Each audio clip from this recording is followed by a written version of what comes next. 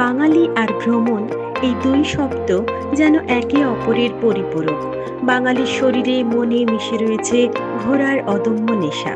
একটানা কাজ, পড়াশোনার চাপ, সবকিছু থেকে একটু বিরতি টানতে ব্যাগপত্র গুছিয়ে আমরা বেরিয়ে পড়ি ঝটিকা সফরে।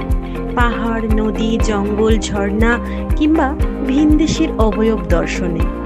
আজ আমরা চলেছি সেই ভিনদেশের এক প্রতিকৃতি দর্শনে, যা আমাদের দেশে তথা পশ্চিমবঙ্গের গড়বেতা শহরে অবস্থিত গনগনি, যা বাংলার গ্র্যান্ড ক্যানিয়ন নামেও পরিচিত।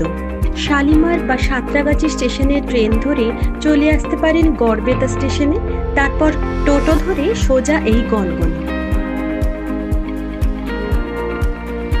লাল সুরকির রাস্তা দেখলে মনের মধ্যে গুনগুনিয়ে ওঠে। লাল মাটির সরানে মন আমার রইল পড়ে জামবনে আর নদীর ধারে নীল আকাশে, এখানে ফুলের মাথা রইল পড়ে তোর চিঠি।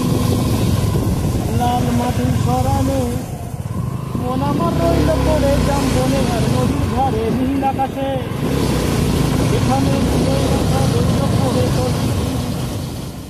কলকাতা থেকে দিনের দিনেই ঘুরে যেতে পারেন গনগনি, আবার চাইলে একটি দিন থেকেও যেতে পারেন। মেদিনীপুর শহর থেকে ৫৫ কিলোমিটার দূরে রয়েছে গড়বেতা শহরটি, আর সেখানেই পাবেন দুর্দান্ত এই পর্যটন স্থানটি। শীতকালে অনেকেই আবার আসেন পিকনিকের উদ্দেশ্যে।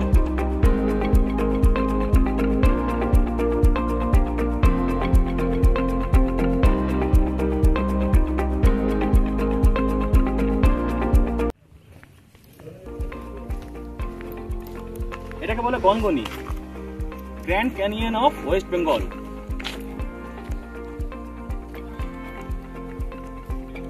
এদিকে যে এই কটেজগুলো ভাড়ায় পাওয়া যায়, এদিকে দুদিকে কটেজ রয়েছে। এখানে থাকতে হলে এগুলো ভাড়া দিয়ে পাওয়া যায়।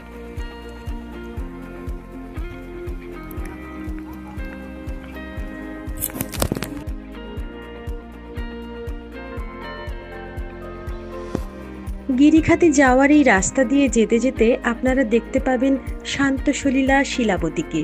মূলত হাজার বছর ধরে নদীর ক্ষয়কার্যের ও গতির প্রভাবেই তৈরি হয়েছে ভূমির এই আশ্চর্য ভাস্কর্য, যা দেখার টানেই ছুটে আসেন বহু পর্যটক। ইতিহাস থেকে আমরা পাই চুয়ার বিদ্রোহের সময় ইংরেজদের প্রধান ঘাঁটি ছিল এই গনগনি আর তার পাশের জঙ্গলগুলি। আবার পুরাণ মতে পাণ্ডবদের অজ্ঞাতবাসকালে তারা এই জায়গাতেই বসবাস করতেন, তাই এই গুহাগুলি ভীম গুহা হিসাবেও পরিচিত।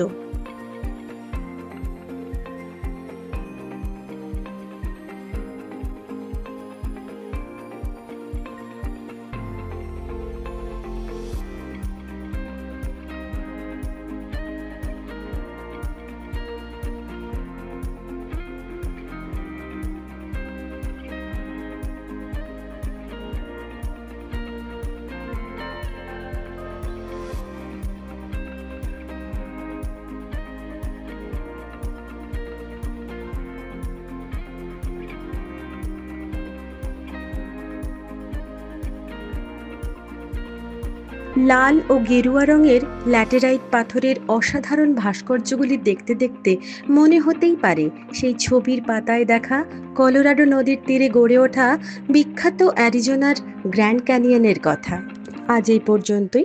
নমস্কার, ভালো থাকবেন, সুস্থ থাকবেন।